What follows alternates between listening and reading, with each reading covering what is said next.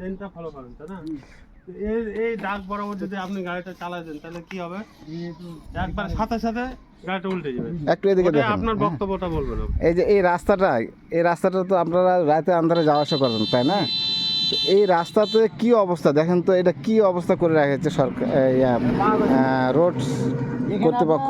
এখানে আপনার যখন দুটা গাড়ি পাসিং হবে এখানে ধর রাত্রেবেলা ওয়ান লাইটে ইনার লাইটে তো এটা দেখতে পাবে না। এই যে আপনারা বড় ট্রাক চালান,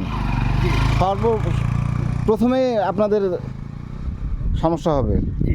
এই রাস্তাতে পড়লে, চাকা পড়লে কিছু থাকবে না, সঙ্গে সঙ্গে উল্টে যাবে, সাথে সাথে উল্টে যাবে। এই যে দেখতে পাচ্ছেন ভ্যান, এখন রাতেই যদি ভ্যান এই সাইড দিয়ে আপনাকে এখানে সাইড দিল, হ্যাঁ, মানে ওই দিক থেকে যদি লাইট আসে তো আপনার কিছু দেখতে পারবেন না, তো এই দিক থেকে লোক ভ্যানই যদি পায় তো ভ্যান তো উল্টে যায়, অনেক সড়ক দুর্ঘটনা করতে পারে, তাই না? এটা একটা মরণ ফাঁদ নামক স্থান।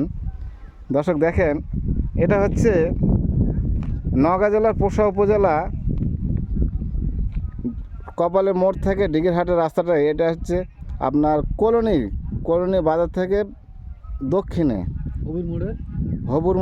হবুর মোড় থেকে উত্তরে কিছু সামনে। এই যে দেখেন, এই রাস্তাটি এমনই হয়ে আছে, এই রাস্তাটি যে কীভাবে করলো, হ্যাঁ আপনাদের ভালো করে দেখায়। এটা আসলে এটাকে কি বলবো, মরণ ফাঁদ ছাড়া তো কিছুই বোঝা যাচ্ছে না।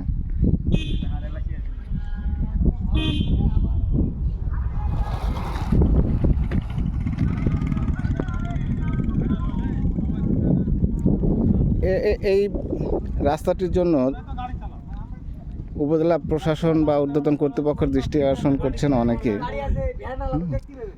এই যে দেখেন একজন ড্রাইভারও সেই বক্তব্য দিচ্ছে, একই বক্তব্য, যে রাতে হোক আর দিনই হোক, যে দূর দূরান্ত থেকে আসে ওনারা তো কেউ চিনতে পারবে না, বা রাস্তা এই দাগটি ফলো করে অনেকেই, এই